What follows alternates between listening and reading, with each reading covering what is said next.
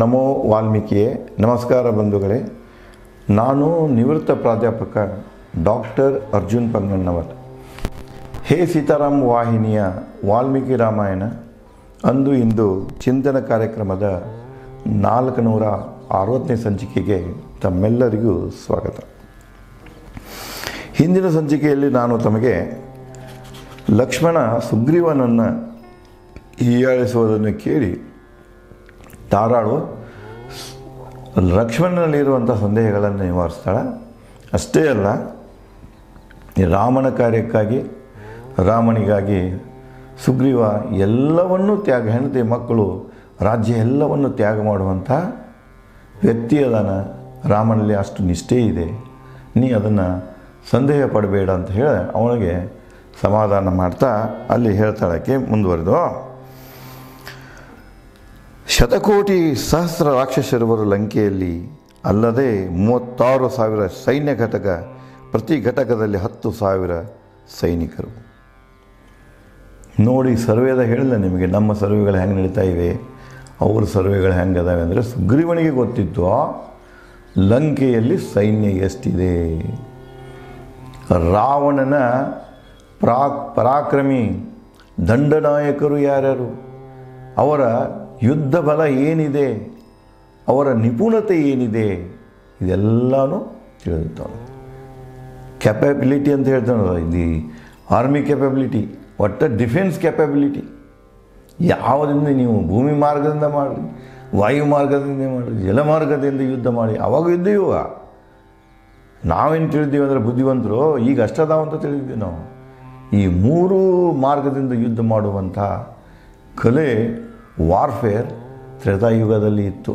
ಇನ್ನು ಯುದ್ಧಕಾಂಡ ಶುರುವಾದಾಗ ನಿಮ್ಗೆ ಆ ಥರದ್ದು ಒಂದೊಂದರ ಪರಿಚಯ ಆಗ್ತಿದೆ. ನಾನು ಮಾಡಿಕೊಡ್ತೀನಿ ನನಗೆ ತಿಳಿದಷ್ಟು. ಅದಕ್ಕೆ ಅವಳು ಹೇಳ್ತಾಳೆ, ಸುಗ್ರೀವನಲ್ಲಿ ಈಗಾಗಲೇ ರಾವಣನ ಸೈನ್ಯದ ಬಗ್ಗೆ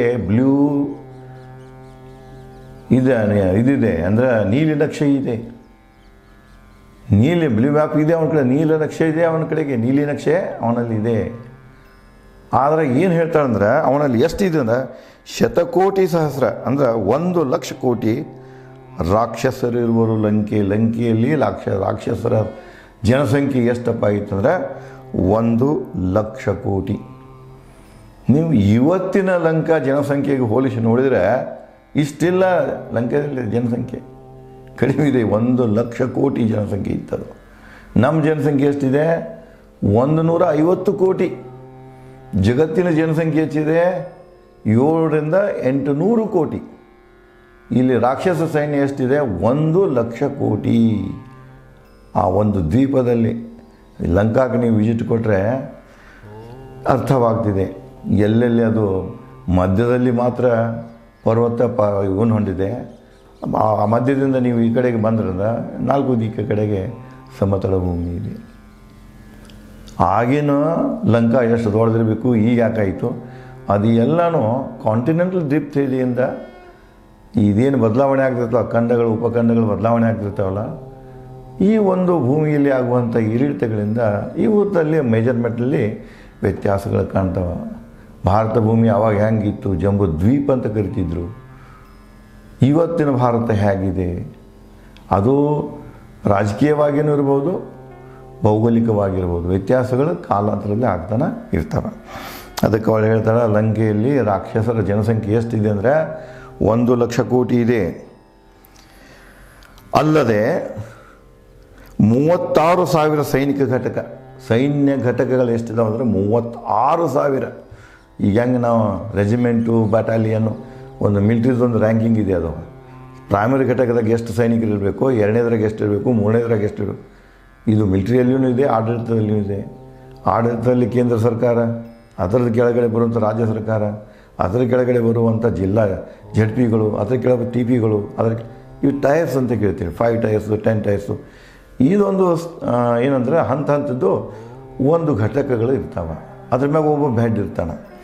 ಅದು ಆಡಳಿತದಲ್ಲೂ ಇರ್ತದೆ, ಮಿಲಿಟ್ರಿಯಲ್ಲೂ ಇರ್ತದೆ. ಅದಕ್ಕಿಲ್ಲಿ ಅವನ ಮಿಲಿಟ್ರಿ ಎಷ್ಟಿತ್ತಂದ್ರೆ 30,000 ಸೈನ್ಯ ಘಟಕಗಳದಾಗ ಹೇಳ್ತಾರೆ ಆಕಿ. ಪ್ರತಿ ಘಟಕದಲ್ಲಿ 10,000 ಸೈನಿಕರು. ಇದು ಲೆಕ್ಕ ಮಾಡೋಕ್ಕೂ ಸುಲಭ ಆಗ್ತಿದೆ.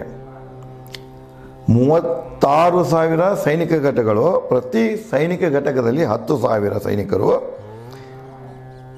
ಅಷ್ಟಲ್ಲದ ಇಚ್ಛಾಧಾರಿ ರಾಕ್ಷಸನು ಸಂಹರಿಸದೆ ಅಸಾಧ್ಯ ಶೀತೆ ಅಪರಿಸಿದ ರಾವಣ ವಧೆ. ಇಲ್ಲಿ ಇಚ್ಛಾಧಾರಿ ರಾಕ್ಷಸರು ಇದ್ದಾರೆ. ಇಷ್ಟೊಂದು ಸೈನ್ಯವನ್ನು, ಇಚ್ಛಾಧಾರಿ ರಾಕ್ಷಸರನ್ನು ಸಂಹರಿಸದೆ, ಅವರನ್ನು ನಾಶ ಮಾಡದೆ ಸೀತೆಯನ್ನು ಅಪಹರಿಸುವುದು ಅಸಾಧ್ಯ, ರಾವಣನ್ನು ವಧಿಸುವುದು ಅಸಾಧ್ಯ. ರಾವಣ ವಧೆ ಆದಾಗ ಸೀತೆ ಅಪಹರಿಸ್ರಿ. ರಾವಣನನ್ನು ವಧೆ ಮಾಡಬೇಕಾಗಿತ್ತಂದ್ರೆ ಇಷ್ಟು ದೊಡ್ಡ ಸೈನ್ಯದೊಂದಿಗೆ ನಾವು ಯುದ್ಧ ಮಾಡಬೇಕಾಗುತ್ತದೆ. ತಾರಾಳು ಲಕ್ಷ್ಮಣಿಗೆ ಹೇಳ್ತಾಳೆ, ಅವನು ಮಿಲಿಟ್ರಿ ಕೆಪಾಬಿಲಿಟಿ ಎಷ್ಟಿದೆ ನೋಡು, ಅದನ್ನು ನಾವು ಸಂಹಾರ ಮಾಡಬೇಕು. ನಂತರ ರಾವಣ ನಮ್ಮ ಕೈ ಸಿಗ್ತಾನೆ, ಅವನು ಕೊಂದ ನಂತರ ಸೀತೆ ನಮ್ಮ ಕೈ ಸಿಗ್ತಾಳೆ. ಇದೇನು ಸಣ್ಣ ಕೆಲಸ ಅಲ್ಲ, ಪೇಟೆ ಹೋಗಿ ಹುಡ್ಕೊಂಡು ಬಂದ ತರುವಂಥದ್ದಲ್ಲ. ಸೀತೆಯನ್ನು ಹರಿಸಿ ರಾವಣ ಕೊಲ್ಲುವುದಂದರೆ ಅದು ಹೆಚ್ಚು ಕಡಿಮೆ ಅಸಾಧ್ಯ ಕೆಲಸ. ಲಂಕಾ ಪ್ರವೇಶವೇ ಅಸಾಧ್ಯ. ಅಯೋಧ್ಯ ಹೆಂಗಿತ್ತಲ್ಲ, ಅದು ಅಯೋಧ್ಯನ ಪ್ರವೇಶ ಮಾಡೋಕ್ಕಾಗದಂಥವು. ಅವಕ್ಕೆ ದೇವದುರ್ಗ ಅಂತ ಕರೀತಾರೆ ವಾಲ್ಮೀಕಿಯವರು. ಸುತ್ತ ಕಡೆ ನೀರು ಇದ್ದುಕೊಂಡು ನಿಸರ್ಗದಿಂದ ರಕ್ಷಿತ ಯಾವುದು ಪ್ರದೇಶ ಇರ್ತಿದೆ ಅದಕ್ಕೆ ದೇವದುರ್ಗ ಅಂತ ಕರೀತಾರೆ ವಾಲ್ಮೀಕಿಯವರು. ಅದು ಒಂದು ದೇವದುರ್ಗವಾಗಿತ್ತದು. ಮುಂದೆ ಹೇಳ್ತಾಳೆ, ಸುಗ್ರೀವನ ಸಹಾಯವಿಲ್ಲದೆ ರಾವಣನಾಗಲಿ ರಾಕ್ಷಸರಾಗಲಿ ಸಂಹರಿಸುವುದು ಅಸಾಧ್ಯ. ರಾವಣನ ಕೊಲ್ಲುವುದು ಸುಲಭದ ಮಾರ್ಗ ಅಲ್ಲ. ಅದು ಯಾವ ರಾಕ್ಷಸನಿಂದನೂ ಅವನು ಕೊಲ್ಲಕ್ಕಾಗೋದಿಲ್ಲ. ಸುಗ್ರೀವನ ಸಹಾಯ ಇಲ್ಲದನ್ನು ಕೊಲ್ಲಕ್ಕಾಗೋದಿಲ್ಲ, ಅಸಾಧ್ಯ. ವಾಲಿಯಿಂದ ಹೇಳಿದ್ದನ್ನು ಕೇಳಿದ್ದೆ. ಈ ಮಾತು ನನಗೆ ಯಾರು ಹೇಳಿದ್ರು ಅಂತ ವಾಲಿ ಹೇಳಿದ್ದ. ರಾವಣ ಸಂಹಾರ ಮಾಡೋದು ಏಕೈಕ ವ್ಯಕ್ತಿ, ಸಬಲ ವ್ಯಕ್ತಿ ಯಾರಂದರೆ ಸುಗ್ರೀವ ಅಂತ ರಾವಣ ಹೇಳಿರ್ತಾನೆ, ವಾಲಿ ಹೇಳಿರ್ತಾನೆ. ಅದನ್ನು ಕೇಳಿ ನನ್ನ ಗಂಡ ವಾಲಿ ಹೇಳ್ತಿದ್ದ. ಅದು ರಾವಣನ ಎಷ್ಟೋ ಸಲ ಇವನು ಯುದ್ಧಕ್ಕೆ ಬಂದಾಗ ಬಂದಿ ಮಾಡಿ ಹೋಗಿರ್ತಾನೆ. ಮಹಾಪರಾಕ್ರಮಿ ಇರ್ತಾನೆ ವಾಲಿನ ಸೋಲ್ದಾಗ ರಾವಣಿಗೆ ಆಗೋದಿಲ್ಲ. ಹೊಳ್ಳಿ ಅವ್ರ ಅಜ್ಜ ಬಂಧನ ಒಪ್ಪಂದ ಮಾಡಿಕೊಂಡು ಅವನ ರಾವಣನ ಬಂಧನದಿಂದ ಬಿಡಿಸಿರ್ತಾನೆ. ಇಲ್ಲಿ ಅವ ಹೇಳ್ತಾನೆ, ತನ್ನ ನಂತರ ರಾವಣ ಸವಾರ ಮಾಡುವಂಥ ಕೆಪಬಿಲಿಟಿ ಹೊಂದಿದ ಯಾರಪ್ಪ, ಕ್ಷಮತೆ ಹೊಂದಿದವ ಯಾರಂದರೆ ಸುಗ್ರೀವ. ಇನ್ನು ಯಾರೋ ದೊಡ್ಡ ದೊಡ್ಡ ಅತಿರಥಿ ಮಹಾರಥಿ ರಾಕ್ಷಸರಿದ್ದಾರೆ ಆ ವೇಳೆದಾಗ, ಅವರಿಂದನೂ ಸಾಧ್ಯ ಇಲ್ಲ. ಯಕ್ಷಸೈನ್ಯದಿಂದಲೂ ಸಾಧ್ಯ ಆಗಲಿಲ್ಲ ರಾವಣ ಗೆಲ್ಲಲಿಕ್ಕೆ. ಎಂತೆಂಥ ದೈತ್ಯರು ಇದ್ದರು, ಅವರಿಂದನೂ ಸಹ ರಾವಣ ಸೋಲಿಸಲಿಕ್ಕೆ ಸಾಧ್ಯವಾಗಲಿಲ್ಲ. ಅದಕ್ಕೆ ಏನು ಹೇಳ್ತಾನೆ ಅಂದರೆ, ಸುಗ್ರೀವನೇ ಅವನ ಸಹಾಯದಿಂದ ಮಾತ್ರ ಯಾರನ್ನ ರಾವಣನನ್ನು ವಧೆ ಮಾಡಲಿಕ್ಕೆ ಸಾಧ್ಯ ಇದೆ. ಇದೇ ಮಾತನ್ನು ಕಬಂದ ಕೂಡ ಹೇಳಿರ್ತಾನೆ. ನೀವಿಬ್ಬರು ಪರಾಕ್ರಮಿಗಳಿದ್ದೀರಿ, ನಿಮ್ಮ ಶೌರ್ಯದ ಬಗ್ಗೆ, ಪರಾಕ್ರಮದ ಬಗ್ಗೆ 14,000 ರಾಕ್ಷಸ ಸೈನ್ಯವನ್ನು, ರಾವಣನ ಸಹೋದರರನ್ನು ನೀವು ಸಂಹರಿಸಿದ್ದು ನನಗೆ ಗೊತ್ತಿದೆ. ಆದಾಗ್ಯೂ ಸುಗ್ರೀವನ ಸಹಾಯವಿಲ್ಲದೆ ನೀವು ರಾವಣನನ್ನು ಗೆಲ್ಲಲಾರಿರಿ, ಸೀತೆಯನ್ನು ಹಿಮ್ಮ ಪಡೆಯಲಿಕ್ಕೆ ಸಾಧ್ಯವಿಲ್ಲ. ಅದಕ್ಕೆ ನೀವು ಸುಗ್ರೀವನನ್ನು ಹುಡ್ಕೊಂಡು ಹೋಗಿ ಅವನೊಂದಿಗೆ ಒಪ್ಪಂದ ಮಾಡಿಕೊಡ್ರಂತ ಅಡ್ವೈಸ್ ಮಾಡಿದ್ದೆ ಯಾರಂದರೆ ಕಬಂದ. ಮುಂದೆ ಸುಗ್ರೀವನ ಹೆಂಗೆ ಹುಡುಕ್ಬೇಕಂದ್ರೆ, ಅಲ್ಲಿ ಶಬರಿದೇವಿ ಇದ್ದಾಳೆ, ಮಾತಂಗ ಪರ್ವತದಲ್ಲಿ ಶಬರಿದೇವಿ ಇದ್ದಾಳೆ ಕಿಷ್ಕಿಂಧ ಹತ್ರ. ಅಲ್ಲಿ ಅವಳಿಗೆ ಭೇಟಿಯಾಗಿ ಅವಳಿಗೆ ನಿಮಗೆ ಮಾರ್ಗದರ್ಶನ ಮಾಡ್ತಾರಂತೆ. ಈ ಮಾರ್ಗದರ್ಶನ ಕೊಟ್ಟಿದ್ದೇನೆ ಕಬಂದ.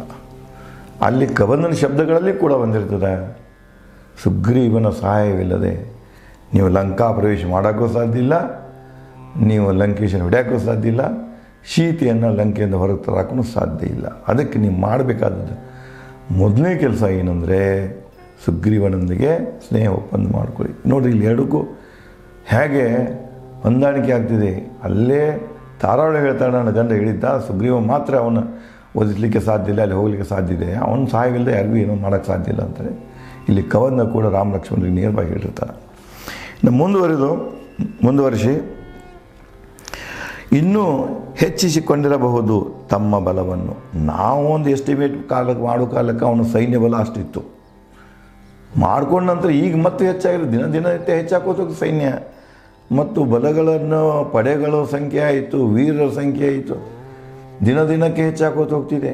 ಯುದ್ಧದಿಂದ ಯುದ್ಧಕ್ಕೆ ಹೋಗ್ತಿದೆ. ಇವತ್ತು ಮಾಡರ್ನ್ ವಾರ್ಫೇರ್ ನೋಡ್ರಿ, ಮೊದಲು ಏನು ಮಾಡ್ತಾರೆ, ಆ ಗುಂಡು ಹಾಕಿ ಹೊಡಿಯೋದನ್ನು ಉಪಯೋಗ ಮಾಡ್ತೀವಿ. ಇವತ್ತು AK-47 ಮುಂದುವರ್ತಾವೆ ಈಗ ಭಾಳಷ್ಟು. ಒಂದು ಸೆಕೆಂಡಿಗೆ 20-30 ಗುಂಡುಗಳು ಸಿಡ್ತಾವೆ. ಈಗ ನೇರವಾಗಿ ಯುದ್ಧದಾಗ ನಾವು ಖಡ್ಗ ತಗೊಳ್ಳಿ ಇರೋ ಅವಶ್ಯಕತೆ ಇಲ್ಲ, ವಿಮಾನದಾಗ ಕೂತು ಬಾಂಬ್ ದಾಳಿ ಮಾಡೋ ಅವಶ್ಯಕತೆ ಇಲ್ಲ. ಈಗತ್ತು ನೋಡ್ತಾ ಇದ್ದೀರಿ ನೀವು, ಏನೊಂದು ದ್ರೋಣದ ಯುಗ ಆಗಿಬಿಟ್ಟಿದೆ. ದ್ರೋಣನ ಯುದ್ಧದ ಅಸ್ತ್ರವನ್ನಾಗಿ ಬಳಸ್ತಾ ಇದ್ದಾರೆ, ಏನೆಲ್ಲ ನಾಶ ಮಾಡ್ತಾ ಇದ್ದಾರೆ. ಇದಕ್ಕೆಲ್ಲ ಕಾರಣ ಅಂದರೆ ಇಂಟರ್ನೆಟ್ ಏನಿಲ್ಲ, ನಿಮ್ಮ ಏನು ಮ್ಯಾಗಿಂದ ಇದ್ದಿದೆಲ್ಲ ಅದು ಎಲ್ಲ ಇದನ್ನು ನಿಯಂತ್ರಣ ಮಾಡ್ತಾ ಇದೆ. ಈಗ ಅದನ್ನು ಹೇಗೆ ನಾಶ ಮಾಡ್ಬೋದು? ಒಂದು ದೇಶ ಯುದ್ಧ ಮಾಡ್ಬೇಕಾರೆ ಆ ಥರದ ಪ್ರತಿಯೊಂದು ಇಕ್ವಿಪ್ಮೆಂಟನ್ನು ಅಲ್ಲಿ ಅವ್ರು ಏನು ಮಾಡ್ಯಾರ, ಇಂಟರ್ನೆಟ್ ಕನೆಕ್ಟ್ ಮಾಡ್ಯಾರ. ಅಲ್ಲಿ ಮ್ಯಾಗಿರುವಂಥ ಸೆಟ್ಲೈಟಿಗೆ ಕನೆಕ್ಟ್ ಅದಾವ. ಆ ಸೆಟ್ಲೈಟನ್ನು ನೋಡಿ ಎಷ್ಟು ಮುಂದುವರೆದಿದೆ. ಈಗ ಎಲ್ಲ ಥಿಂಕ್ ಮಾಡ್ತಾ ಇದ್ದಾರೆ, ಸೆಟ್ಲೈಟನ್ನು ಹಾರಿಸಿಬಿಡಬೇಕು, ಇಲ್ಲಿ ಯುದ್ಧ ಮಾಡೋ ಅವಶ್ಯಕತೆ ಇಲ್ಲ, ವ್ಯಾವು ಹೇಳೋದಿಲ್ಲ, ಬರೋದಿಲ್ಲ, ಬಾಂಬ್ ಹಾಕೋದಿಲ್ಲ. ಸೆಟ್ಲೈಟ್ ಹೋತಂದ್ರೆ ಅಂದರೆ ಮನ್ಯಾಗ ಕರೆಂಟ್ ಎಲ್ಲ ಕಡೆ ಹಚ್ಚಿರ್ತೀರಿ ನೀವು, ಕರೆಂಟ್ ತೆಗೆದುಬಿಟ್ರೆ ಯಾವೂ ಹಿಡಿಯೋದಿಲ್ಲ, ನಿಮ್ಮ ಶನಿವಾರನೂ ಹಿಡಿಯೋದಿಲ್ಲ, ನಿಮ್ಮ ಅಡಿಗೆನೂ ಆಗೋದಿಲ್ಲ. ಹಂಗೆ ಆ ಕರೆಂಟ್ ಕಡೆ ಪ್ರಯತ್ನ ಮಾಡ್ತಾ ಇದ್ದಾರೆ. ಅದ್ರದಾಗ ನಮ್ಮ ಭಾರತ ಏನು ವಿಚಾರ ಮಾಡ್ತಾ ಇದೆ ಅಂದರೆ, ಒಂದು ವೇಳೆ ಆ ಮ್ಯಾಗಿನ ಕರೆಂಟ್ ಕಟ್ ಮಾಡಿದ್ರು ಕೂಡ ನಾವು ಏನು ಮಾಡಬೇಕಂದ್ರೆ ಗ್ರೌಂಡ್ದಿಂದ ಸಿಗ್ನಲ್ಗಳನ್ನು ಸಂಗ್ರಹಿಸಿ ಅದರ ಸಹಾಯದಿಂದ ನಮ್ಮ ಯುದ್ಧ ಮಾಡುವಂಥ ಸಾಮರ್ಥ್ಯ ಏನಿದೆ, ವೆಫನ್ಸ್ ಏನಿದೆ, ಅವರ ಗೈಡೆಡ್ ಮಿಸೈಲ್ಸ್ ಏನಿದೆ, ಅವು ಒಂದು ವೇಳೆ ಸೆಟ್ಲೈಟ್ ನಾಶವಾದರೂ ಕೂಡ ಅವು ನಡೆದಿರಬೇಕು. ಈ ತಂತ್ರಜ್ಞಾನಕ್ಕೆ ಭಾರತ ಕೈ ಆಗ್ತಾ ಇದೆ. ಜಗತ್ತಿನ ಎಲ್ಲ ವಿಜ್ಞಾನಿಗಳು, ಜಗತ್ತಿನ ಎಲ್ಲ ಅತಿರಥಿ ಮಹಾರಥಿ ದೇಶಗಳು ಭಾರತ ಕಡೆಗೆ ನೋಡ್ತಾ ಇದ್ದಾರೆ. ಇಲ್ಲಿ ಟ್ರೈನಿಂಗಿಗೆ ಬಯಸ್ತಾ ಇದ್ದಾರೆ, ದೋಸ್ತಿ ಬಯಸಿ ನೋಡಿ. ಭಾರತ ಯಾವಾಗಲೂ ಯಾವ ಕಾಲದಲ್ಲಿಯೂ ಒಂದು ವಿಶೇಷ ಶಕ್ತಿಯನ್ನು ಹೊಂದಿರುತ್ತದೆ. ಆ ವಿಶೇಷ ಶಕ್ತಿಯ ಪರಿಚಯ ಇವತ್ತು ಜಗತ್ತಿಗೆ ಆಗ್ತಾ ಇದೆ. ಅದಕ್ಕೆ ಇದೇ ರೀತಿಯಾಗಿ ಮುಂದುವರೆದು ಅವಳು ಲಕ್ಷ್ಮಣನಿಗೆ ಮತ್ತೇನು ರಾಕ್ಷಸ ಬಲದ ಬಗ್ಗೆ, ರಾವಣನ ಬಗ್ಗೆ, ಲಂಕೆಯ ಒಂದು ಭದ್ರತೆ ಬಗ್ಗೆ ಹೇಳ್ತಾಳೆ ಅನ್ನೋದನ್ನು ನಾನು ತಮಗೆ ಮುಂದಿನ ಸಂಚಿಕೆಯಲ್ಲಿ ಹಂಚಿಕೊಳ್ಳುತ್ತೇನೆ. ಧನ್ಯವಾದಗಳು.